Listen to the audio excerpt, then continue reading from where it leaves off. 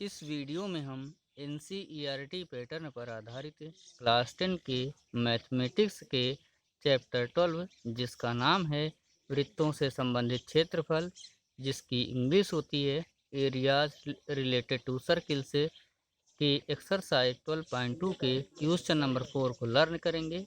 तो चलिए देर न करते हुए आते हैं हम एक्सरसाइज 12.2 के क्वेश्चन नंबर 4 पर। क्वेश्चन नंबर 4 में दिया गया है 10 सेंटीमीटर त्रिज्या वाले एक वृत्त की कोई जीवा केंद्र पर एक समकोण अंतरित करती है। 10 सेंटीमीटर त्रिज्या वाले एक वृत्त की कोई जीवा केंद्र पर एक समकोण अंतरित करती है। निम्नलिखित के क्षेत्रफल ज्ञात कीजिए। पहला दिया है संगत लघु वृत्तखंड और दूसरा दिया है संगत दीर्घ त्रिज्यखंड का क्षेत्रफल, और हमें पाई इज इक्वल टू 3.14 का प्रयोग करना है। जहाँ भी पाई की ज़रूरत पड़े वहाँ पे हमें पाई की जगह 3.14 का प्रयोग करना है।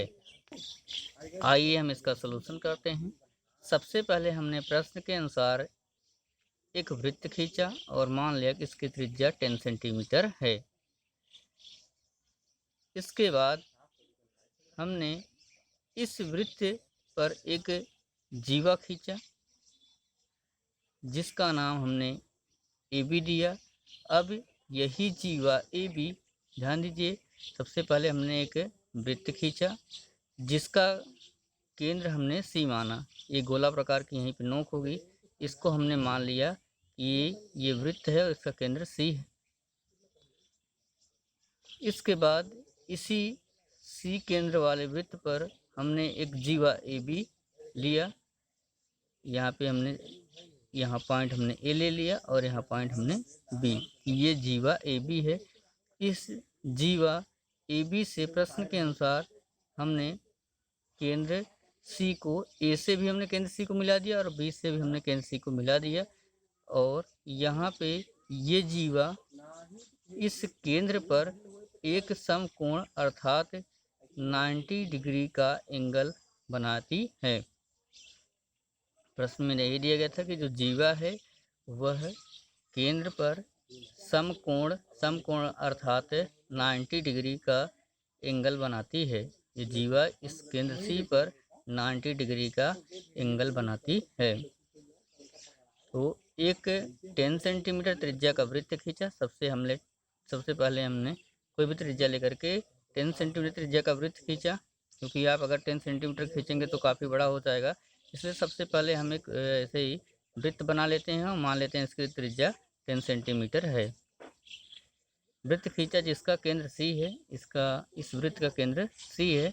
वृत्त की जीवा ए बी, इस वृत्त पर हमने जीवा ए बी लिया, तो वृत्त की जीवा ए बी खींचा जो केंद्र सी पर समकोणांतरित करती है। यहाँ पे हमने जीवा ए बी खींचा जो केंद्र सी पर समकोणांतरित करती है। अब हमें दो चीज़ें निकालना था, संगत लघु वृत्तखंड का क्षेत्रफल और संगत दीर्घ त्रिज्यखंड का क्षेत्रफल। ध्यान दीजिए, लघु वृत्तखंड और दीर्घ वृत्तखंड, यहाँ पे एक नई बात आई, लघु वृत्तखंड। तो जो जीवा होती है, ध्यान दीजिए, सबसे पहले एक वृत्त ही था, हमने जीवा ए बी खींचा। जैसे ही हमने जीवा ए बी खींचा, इधर का वृत्त का छोटा पार्ट कट के निकल गया और इधर बड़ा पार्ट बन गया। ध्यान दीजिए, अगर इन त्रिज्याओं को हम छोड़ दें, यहाँ ये बड़ा वाला हिस्सा ऊपर है और ए बी के नीचे यहाँ छोटा वाला हिस्सा है, इसे कहेंगे लघु वृत्तखंड और इसे कहेंगे दीर्घ वृत्तखंड। यहाँ से यहाँ तक पूरा होगा हमारा दीर्घ वृत्तखंड। तो ये नीचे हमारा क्या है, लघु वृत्तखंड, और इधर का ये जो इस जीवा के ऊपर का पूरा ये पार्ट है यहाँ से यहाँ तक, ये हमारा दीर्घ वृत्तखंड है। तो हमें संगत लघु वृत्तखंड अर्थात इस लघु वृत्तखंड का क्षेत्रफल निकालना था। यहाँ से हम देख रहे हैं कि ये केंद्र सी से यहाँ पर ए पर एक बिंदु है और केंद्र सी से यहाँ परिधि बी पर एक बिंदु लेकर के त्रिज्याओं को खींचा गया है। वृत्त के केंद्र से, परिभाषा क्या होती है त्रिज्या की, वृत्त के केंद्र से वृत्त की परिधि को मिलाने वाली रेखा वृत्त की त्रिज्या कहलाती है। वृत्त के केंद्र से वृत्त के परिधि पर स्थित बिंदु को मिलाने वाली रेखा वृत्त की त्रिज्या कहलाती है। अर्थात ये AC भी त्रिज्या है और BC भी त्रिज्या है। ये भी 10 सेंटीमीटर, क्योंकि वृत्त हमने 10 सेंटीमीटर त्रिज्या का खींचा था। ये 10 सेंटीमीटर ये भी है और BC भी हमारा 10 सेंटीमीटर ही है। अब त्रिज्यखंड बनता कैसे है, तो दो त्रिज्याओं और एक चाप, यहाँ पे ये हमने चाप मान लिया हमारा, यहाँ पे चाप D है। तो दो त्रिज्याओं, ये AC और BC दो त्रिज्याएं हुई और एक चाप D, यहाँ से इसको ले करके हमारा एक त्रिज्यखंड बना। अब ये लघु वृत्तखंड है, इसलिए इससे संबंधित जो त्रिज्यखंड बनेगा वो लघु त्रिज्यखंड, और इधर का बनेगा हमारा दीर्घ त्रिज्यखंड। तो सबसे पहले हम संगत लघु वृत्तखंड का क्षेत्रफल ज्ञात करते हैं, अर्थात इसे ज्ञात कर लेते हैं। तो पहले पूरा हम क्या करेंगे, इस त्रिज्यखंड को ज्ञात करेंगे, पूरे CADB। तो 90 डिग्री के त्रिज्यखंड CADB का क्षेत्रफल, CADB का क्षेत्रफल हम ज्ञात करके इस त्रिभुज के क्षेत्रफल अगर हम निकाल देंगे, ध्यान दीजिए CADB के क्षेत्रफल को हम ज्ञात कर लेंगे। इसके बाद इस त्रिभुज CAB के अगर हम क्षेत्रफल को निकाल देंगे तो हमारा यही लघु वृत्तखंड बचेगा। तो 90 डिग्री के त्रिज्यखंड CADB का क्षेत्रफल इज इक्वल टू, अब त्रिज्यखंड का क्षेत्रफल इज इक्वल टू होता है θ/360 डिग्री इंटू πr²। यहाँ से हम करेंगे इज इक्वल टू, अब यहाँ पे एंगल कितना बन रहा है 90 डिग्री, तो थीटा के स्थान पर रखेंगे 90 डिग्री अपॉन ये 360 डिग्री इंटू पाई। तो पाई की वैल्यू हमें रखना था पाई इक्वल टू 3.14, इस पाई के स्थान पे हम रख देंगे 3.14 इंटू, अब आर का स्क्वायर है, अर्थात ये हमारी त्रिज्याएँ हैं। आर का अर्थ होता है त्रिज्या, ये भी 10 सेंटीमीटर, ये भी 10 सेंटीमीटर है। त्रिज्या कितनी है 10 सेंटीमीटर है, लेकिन यहाँ आर का स्क्वायर है, अर्थात त्रिज्या का भी स्क्वायर होगा। आर की जगह हम लिखेंगे 10 सेंटीमीटर, ये हो जाएगा हमारा 10 सेंटीमीटर। अब आर का स्क्वायर है तो इसका भी हो जाएगा होल स्क्वायर। ध्यान दीजिए इस 0 से 0 कैंसिल हो जाएगा, 9 1 जा 9 और 9 4 जा 36। ये हमारा यहाँ पे बचा 1/4 इंटू ये 3.14 इंटू 10 सेंटीमीटर का होल स्क्वायर है, अर्थात ये दो बार है, तो इंटू 10 सेंटीमीटर इंटू 10 सेंटीमीटर। ये 2 2 जा 4 हो जाएगा और 2 5 जा 10। फिर से हम करेंगे तो 2 1 जा 2 और 2 5 जा 10। अब 5 का 5 में मल्टीपल कर देंगे और जितना आएगा उसका हम 3.14 में मल्टीपल करेंगे। यहाँ इक्वल टू हो जाएगा 3.14 इंटू, अगर 5 का 5 में गुणा करते हैं तो 5 5 जा 25। अब इस 25 का हम 3.14 में मल्टीपल करेंगे। ध्यान दीजिए हम आपको डायरेक्टली सिखाते हैं। तो 25 चौका हो जाएगा हमारा 100, या 25 4 जा 100, 100 के लिखेंगे हम 0, कैरी हो जाएगा हमारा 10। यहाँ समझने का प्रयास कीजिए, 25 चौका 100 हो गया, या 25 4 जा 100, 100 के लिखेंगे हम 0 और हासिल गया यहाँ पे हमारा 10, कैरी गया हमारा 10। तो 25 1 जा 25 हुआ, और 25 1 जा 25 करने के बाद यहाँ पे हम 25 में 10 जो हमारा कैरी था उसे ऐड करेंगे, तो 25 और 10 हो जाएगा 35। 35 जगह यहाँ हम लिखेंगे 5 और कैरी हो जाएगा हमारा 3। अब 25 3 जा 75, 25 3 75 हुआ, और 75 में अगर हम 3 ऐड करेंगे तो 76 77 78। 25 3 जा 75 हुआ, 75 76 77 78, तो 78 हो गया। यहाँ पे 2 डिजिट पे दशमलव लगा हुआ है, तो यहाँ पे भी हम क्या करेंगे 2 डिजिट पे दशमलव लगा देंगे। अब क्षेत्रफल जे भी में होता है तो ये भी हो जाएगा हमारा cm²। अब हम समद्विबाहु त्रिभुज CAB का क्षेत्रफल ज्ञात करेंगे। हमने इसके पहले अभी लघु त्रिज्यखंड CADB का क्षेत्रफल ज्ञात किया है, जिसकी वैल्यू है 78.50 सेंटीमीटर स्क्वायर। पूरा हमने अभी लघु त्रिज्यीय खंड निकाला। अब इसमें से अब हम क्या करेंगे, इस त्रिभुज के क्षेत्रफल को ज्ञात करेंगे, और जब हम पूरे लघु त्रिज्यीय खंड में से इस त्रिभुज के क्षेत्रफल को हटा देंगे, तब हमारा ये लघु वृत्त खंड का क्षेत्रफल बचेगा। इसलिए समद्विबाहु त्रिभुज CAB का क्षेत्रफल, समद्विबाहु क्यों कहा गया, क्योंकि AC भी 10 सेंटीमीटर है और BC भी 10 सेंटीमीटर है। तो ऐसा त्रिभुज जिसकी दो भुजाएं बराबर हों वही समद्विबाहु त्रिभुज कहलाता है। तो समद्विबाहु त्रिभुज का क्षेत्रफल होता है 1/2 इंटू आधार गुणे ऊंचाई। यहाँ से हम करेंगे = 1/2। अब ध्यान दीजिए, किसी भी, अब यहाँ पे अगर किसी त्रिभुज का एक कोण समकोण होता है तो वह समकोण त्रिभुज कहलाता है। और समकोण त्रिभुज के जो समकोण त्रिभुज में समकोण के सामने की जो भुजा होती है इसे कहते हैं कर्ण कहते हैं। और यहाँ पे अगर इसे न्यून कोण मानेंगे तब हमारा ये लंब होगा, और अगर इसे न्यून कोण मानेंगे तब हमारा ये क्या होगा, लंब होगा। तो लंब को ही कहते हैं ऊंचाई, और ऊंचाई के बाद जो बचेगा वो जाएगा हमारा आधार। तो यहाँ पे दोनों वैल्यूज बराबर हैं, 10 सेंटीमीटर 10 सेंटीमीटर। तो आधार भी हमारा 10 सेंटीमीटर होगा और ऊंचाई भी 10 सेंटीमीटर ही होगी। और ये तो कर्ण है, इसकी कोई वैल्यू दी नहीं गई है, हमें आधार और ऊंचाई लेना है। तो आधार इसका 10 सेंटीमीटर, ऊंचाई भी 10 सेंटीमीटर। तो यहाँ से 2 5 जा 10, इसे हम 2 1 जा 2, 2 5 जा 10, और 5 10 जा 50। 5 का 10 में मल्टीपल करेंगे तो हो जाएगा 50।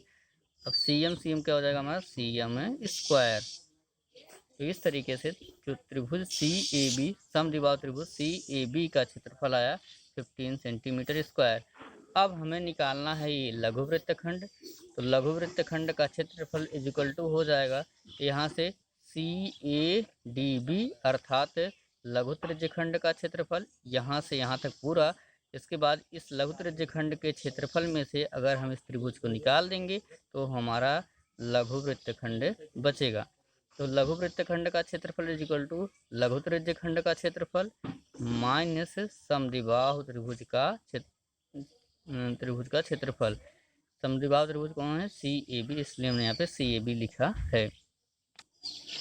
अभी हमने ऊपर लघु त्रिज्यखंड अर्थात CADB का क्षेत्रफल 78.50 सेंटीमीटर स्क्वायर ज्ञात किया है। तो इस लघु त्रिज्यखंड के क्षेत्रफल की जगह है हम इस वैल्यू को लिखेंगे, तो हमारा हो जाएगा 78.50 सेंटीमीटर स्क्वायर माइनस समद्विबाहु त्रिभुज CAB का क्षेत्रफल। तो CAB का क्षेत्रफल अभी हमने ज्ञात किया आया 50 सेंटीमीटर स्क्वायर, तो -50 सेंटीमीटर स्क्वायर। इसे अब हम माइनस कर देते हैं। ध्यान दीजिए यहाँ पे 78.50 ये हमारी वैल्यू, इसमें से हमें 50 को माइनस करना है। तो यहाँ पे करेंगे -15 पॉइंट, अब यहाँ पे पॉइंट लगा देंगे, यहाँ कर देंगे 0 0 0 में से 0 का हमारा हो जाएगा 0, और यहाँ 5 का 5 ही होगा, पॉइंट लगा देंगे, 8 8 उतर आएगा, और 7 में से 5 गए 2 हो जाएगा, = हो जाएगा 28.50 सेंटीमीटर स्क्वायर। इस तरीके से लघु वृत्तखंड अर्थात यहाँ पे जो लघु वृत्तखंड है उसका क्षेत्रफल आ गया 28.50 सेंटीमीटर स्क्वायर। अब हम दूसरा पार्ट ज्ञात करेंगे, दीर्घ त्रिज्यखंड का क्षेत्रफल। यहाँ से CADB ये लघु त्रिज्यखंड था, तो यहाँ से दीर्घ त्रिज्यखंड। अब CADB को छोड़ करके यहाँ पे पूरा पार्ट हमारा होगा दीर्घ त्रिज्यखंड का। CA यहाँ पे हम मान लेते हैं, D हमने ले लिया था, अब पॉइंट हम यहाँ पे कर लेंगे E। तो CAED दीर्घ त्रिज्यखंड। दीर्घ त्रिज्यखंड कौन है हमारा, यहाँ पे CAEB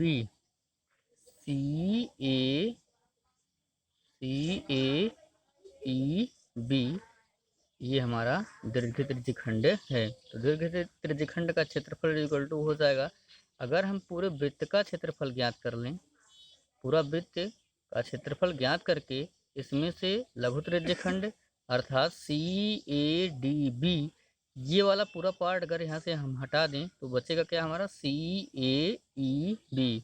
फिर से समझ लीजिए, अगर हम पूरे वृत्त का क्षेत्रफल ज्ञात कर लें, पूरा ले लें, और पूरे वृत्त के क्षेत्रफल में से ये लघु त्रिज्यखंड अर्थात CADB को हम माइनस करके यहाँ से निकाल दें, तो हमारा केवल बचेगा दीर्घ त्रिज्यखंड अर्थात CAEB का क्षेत्रफल बचेगा। तो यहाँ से हम इक्वल टू करेंगे दीर्घ त्रिज्यखंड अर्थात CAEB का क्षेत्रफल इक्वल टू वृत्त का क्षेत्रफल। तो यहाँ से हम इक्वल टू करके यहाँ कर देते हैं, आसानी होगी। तो वृत्त का क्षेत्रफल होता है πr² माइनस लघु त्रिज्यखंड का क्षेत्रफल अभी हमने पीछे निकाल रखा है, वो आया है 78.50 सेंटीमीटर स्क्वायर।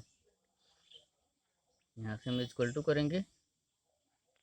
ध्यान दीजिए अभी हमने यहाँ पे संगत लघु त्रिज्यखंड का क्षेत्रफल हमने ज्ञात किया था, यहाँ पे 78.50 आया था। संगत लघु त्रिज्यखंड अर्थात CADB इसके क्षेत्रफल को हमने ज्ञात किया था, तो इसकी वैल्यू आ रही है 78.50। वहाँ पे हम यही वैल्यू रख रहे हैं।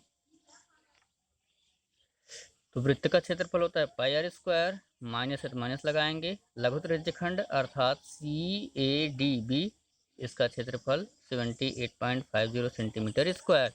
अब पाई की वैल्यू होती है 3.14 इंटू R अर्थात ये त्रिज्या है, तो यहाँ से 10 इंटू R का स्क्वायर है, तो 2 बार अभी पीछे बताया, तो ये हो जाएगा 10 इंटू 10। R का स्क्वायर 10 इंटू 10 करेंगे, 2 ही बार है, तो त्रिज्या हमारी R है, R की वैल्यू है 10 सेंटीमीटर। अब यहाँ पे माइनस है तो माइनस लगा देंगे 78.50। यहाँ से हम इसका मल्टीपल करते हैं, तो 3.14 इंटू 10 टेन ज़ा 100 माइनस 78.50। अब 3.14 का जब 100 में मल्टीपल करेंगे तो यहाँ से हो जाएगा हमारा 31400। सबसे पहले 314 का 100 मल्टीपल कर देते हैं। ध्यान दीजिए कैसे करेंगे इसका मल्टीपल। यहाँ से 314 इंटू हम कर देंगे 100। यहाँ से 0 का 4 में 0, 0 का 1 में 0, 0 का 3 में मल्टीपल 0, फिर से वही 0 का किसी में मल्टीपल करेंगे 0, 0 का 4 में 0, 0 का 1 में 0 और 0 का 3 में 0।